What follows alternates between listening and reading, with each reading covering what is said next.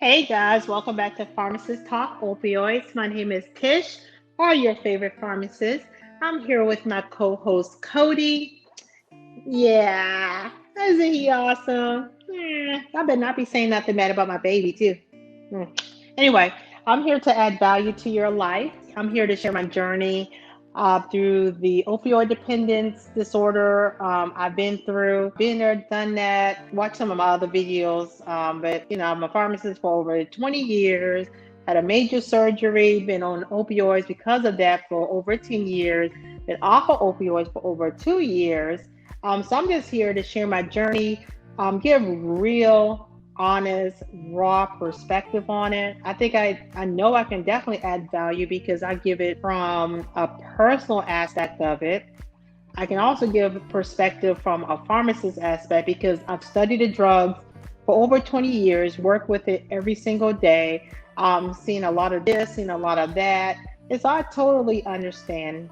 It's one thing to have perspective personally. That's a great thing because nothing is better than giving honest feedback from the soul of what you've been through.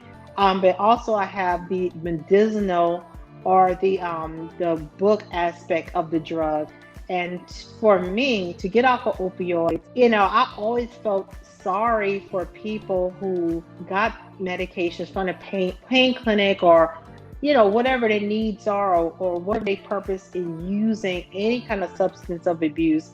I always feel sorry for them because a lot of the battle is the unknown, the X factor. Like if you don't know what you're dealing with, that kind of gives a different perspective on how you move forward and deal with it.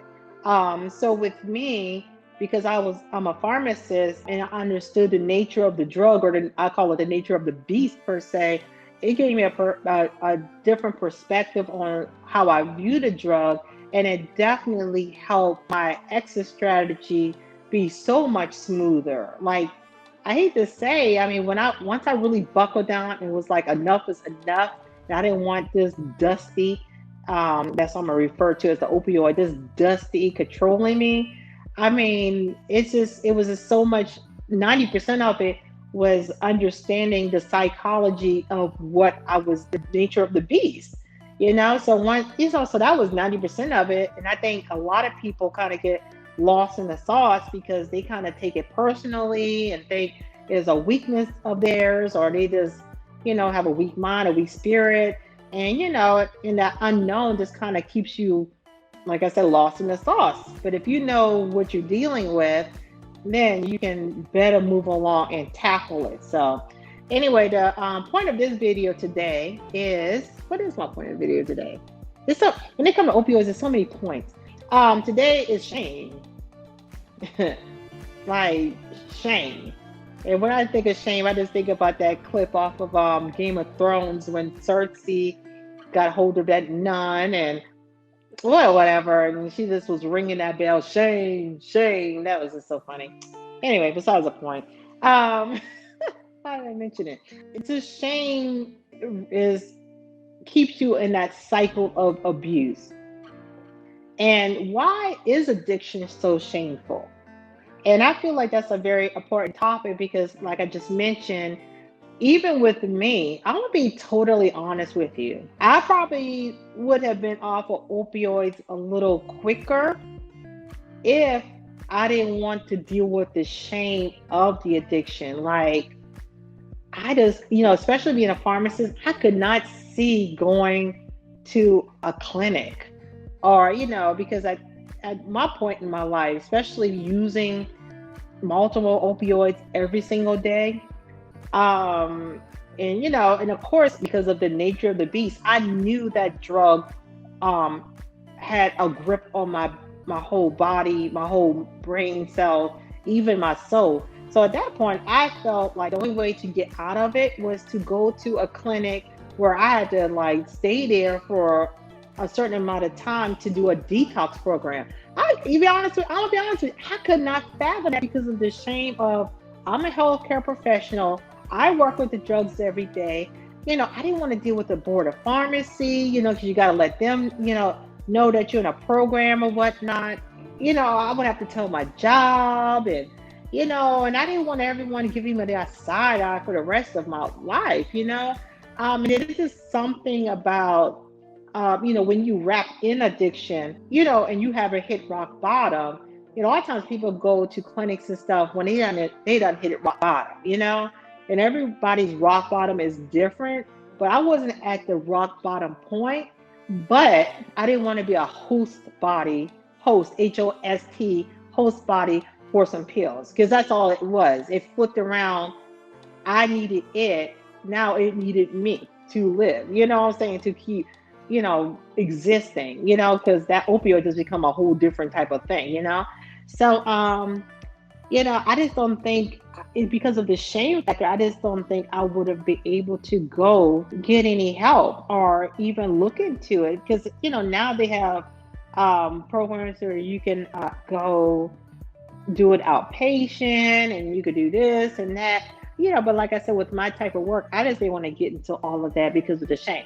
So anyway, why is addiction so shameful? And from my perspective, the simple answer is pleasure. It gives pleasure. Anything, if you notice, anything in life that gives pleasure, some usually like that personal pleasure, it's always some shame attached to it. It's always some kind of stigma. So this is just to kind of give perspective on the nature of the beast and what you're dealing with, and to uncover it so you can develop an exit strategy and move on. But the shame, because of the pleasure, just like sex, you know, there's a lot of stigma around sex. I mean, because it's pleasurable. As humans, anything that can make you feel good, and if you do it in excess or not, is just a lot of shame to it. Like, you don't know how many times when people get their prescription for opioids, one of the main things they ask, and I didn't think it, I didn't even ask you, but they always got to say, "Oh, I'm not gonna use all of it." I don't care. I didn't ask you. I didn't ask you if you're going to use all two of your pills that the doctor prescribed. Because nowadays, because of the opioid epidemic, there is a big control of how much are prescribed. This is title regulations, yada, yada, yada, blah, blah, blah. People come to get what they need, and they're ashamed. They don't come to me for blood pressure medication and be like, "Oh, I'm not going to use all of it." I mean, they don't though. They need to. That's a different topic, another channel. And I feel bad for patients. It's like because it's a natural stigma to it, even when it's under a legitimate purpose, because it can cause some euphoria. Yes, opioids causes euphoria. That's the nature of the beast. No big deal. Know what you're dealing with. Okay, it gives you pain relief, but on the flip side, it gives you euphoria. It makes you feel pleasurable. Therefore, that's why there's shame attached to it. So let's just bust down the stigma of the shame, because that's what it does. And unfortunately, we use the side effect of the medication, and I'm gonna call it a side effect of the opioid, of pleasure. It's you just have to you just have to get that out of your mind. Use it if you need to, take it rather if you need to get through the pain. And like I always tell people, okay, you have a prescription for it. It's good that you're vigilant. It's good that you're saying, okay, well, I'm not going to use all of it. Okay, but the thing is, a lot of times, if you don't treat the pain, then your pain gets worse, and then you can get a cycle of depression because of the pain, and then you just have a lot of around and around and around. Whereas you just can use the medication, be done with it, your pain is resolved, and you could go on with your life. So just know that unfortunately, addiction is probably more out of check and out of control, and it's more manipulation going on, and it's more sneakiness and undercover crap going on with your disorder because of the shame aspect of it. Don't be ashamed. I'm not ashamed anymore. And I think that's why well, I waited probably 2 years because, it's still a process to get all that crap out of your system, all that opioid, because your brain is rewired, your body is rewired. So you have to get control back of your own senses, your own mindset, your own body. And it took me, it didn't really take long, but I just wanted to make sure I was staying on course. And the process of getting off opioids the way I did it was going to be effective and worked. So that's why it took me a long time to share my journey. And number two, it was because of the shame. I was shamed that I'm a woman. I had a problem that I was not in control of. Bottom line, period. I was not in control. And when I say I was not in control, if I didn't use the opioid, then I had hell to pay. So to me, that's not being in control. Yeah, so the shame at first kept me from wanting to get off the opioids. So that kept me in years longer than I should have been because, especially of me being a healthcare professional. So to all of my healthcare professionals out there are other ways of getting off the opioids safely. So text me, join my texting community, and then we can make a way to discuss it. Don't let shame keep you in that cycle of addiction. Don't do that. Just know that's just society. I finally break out of it. That's why I'm here speaking to you guys because I am not shamed. I'm not shamed. Why? Because I had to come down from it. It's the nature of the beast. Use heroin to escape your childhood traumas or whatever, and the nature of the beast is of course going to be shame because it makes you feel pleasurable. So just know that's a side effect and get more in alignment of, okay, let me get to the root of my problem, why I'm still using the opioids, why are you using heroin? Why are you an alcoholic? Whatever the issue is, okay, it's gonna be some shame with it. That's just the nature of it because it makes you feel free and it makes you feel euphoric, but that's just a short term because the long term is you're just a host body for a liquid. You're just a host body for some dusty pills. You're just a host body. That should be the true shame, and that should make you want to move forward to get out of it. So, either way, like I said, I hope I add value from a personal aspect. I'm not really saying anything. I haven't bust down the psychology, excuse me, not psychology, the pharmacology of the drug. I haven't really, break down and give slide presentations, blah. First of all, that's boring. And it's my day off. And I ain't trying to do all that with y'all. If y'all want to see the pharmacology or the breakdown of how the drug works, go on to some other YouTube channel. They can do that for y'all.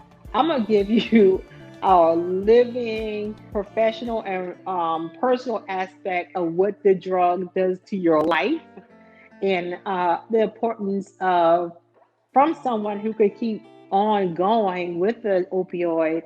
I could have kept going. But I didn't want that life because it just turns ratchet. And so as time goes on, I'm gonna get to how it's ratchet, um, how I wasted so much time of my life using opioids, how it had me do some of the stupidest decision, making of my life because of the opioids. And just having your mental clarity back. So yeah, just know that the shame comes with it. It also comes with sex. It also comes with um hoarding. Like I like to hoard dogs. I only got two. I mean, just anything of pleasure is gonna be a problem. That's just human nature. Okay, whatever. So what? The main thing is get from point A to point B. Keep it pushing. Get your exit strategy, and just leave a comment. Let me know what you think of the video. Let me know what other aspects of, what holds you back from your exit strategy or, what shame, comes with the opioid or the substance abuse that you desire. Let me know how that has affected your life.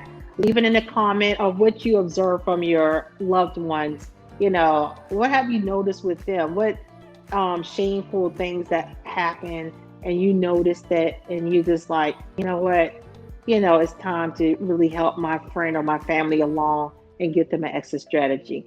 So either way, like, share, and subscribe to my channel. I'm just going to keep posting. I'm going to keep sharing my life with you. We're just getting started on this journey. I've had this going on for 10 years of my life, so I have a lot to share. Or do I? I mean, with opioids, you can either have a lot to share or you can have a lot of nothing to share, because a lot of time it makes you don't want to do nothing either. So either way, I appreciate y'all. Y'all take care and y'all have a good day. And I love you guys. Bye bye.